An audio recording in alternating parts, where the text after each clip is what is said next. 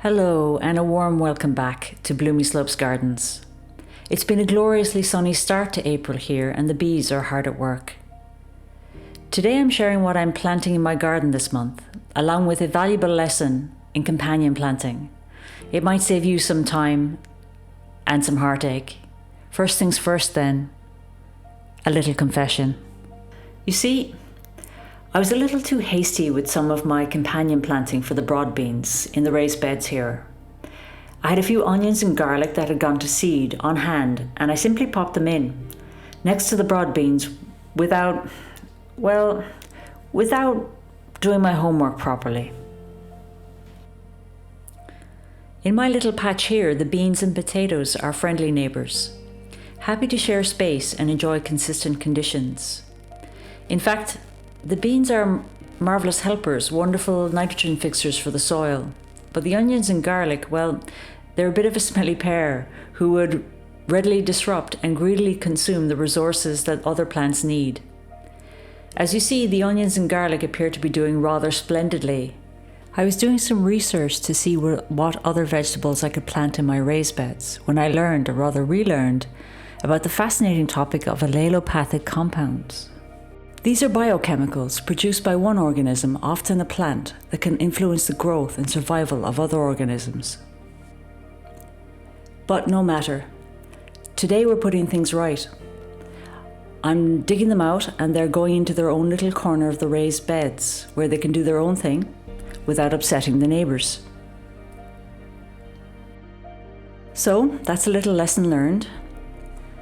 Right then, what should we look at next? Now I want to share with you what I'm planting in April. Back in February, I sowed some white Lavatera seeds that I saved from last year.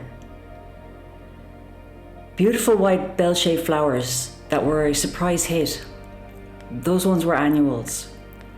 And some blue Scabious seeds which I bought. The Lavatera have proved themselves to be very hardy, with nearly every single seed germinating in their little pots. But the Scabious flowers didn't do quite so well. Only 3 germinated into little seedlings. Now is the perfect time to plant them all out into the flower border where they'll create that beautiful cottage garden feel. I forgot to film the Lavatera planting, but it's very similar to the planting out of the Scabious that I'm doing here. These little seedlings are straightforward to plant.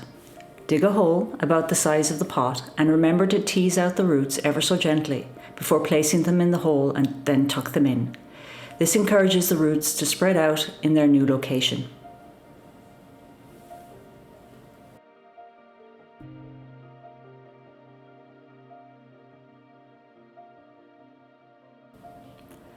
Yes, let's remember to put on my gardening gloves.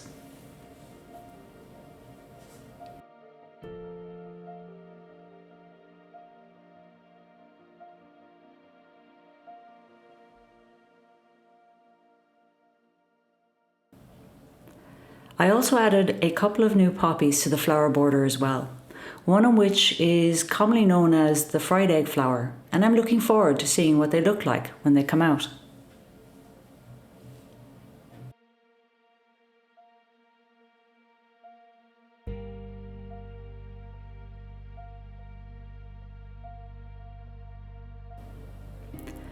I've been nurturing a little plan for this rather bare fence line since last year.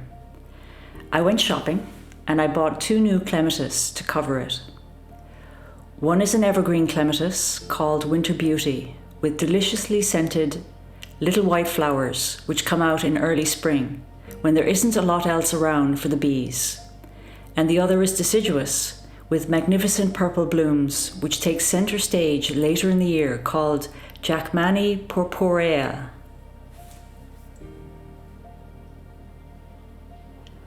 I simply couldn't resist adding this stunning white Banksian rose to my collection, a fast-growing climber that I'm placing here to frame this newly crafted seating area, where I hope to enjoy the garden views with a nice cup of tea in hand.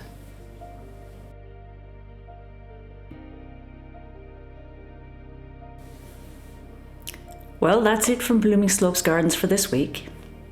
I do hope you've picked up a useful tip or two about companion planting that might save you some of the heartache that I've experienced.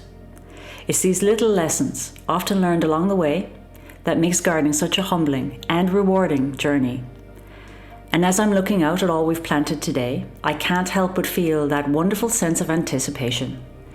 Just imagine this space in a few months' time, clematis, poppies, and a summer harvest of nice broad beans for dinner. As always, thanks for watching, especially if you made it this far. Do join me next time. Until then, so long and happy gardening.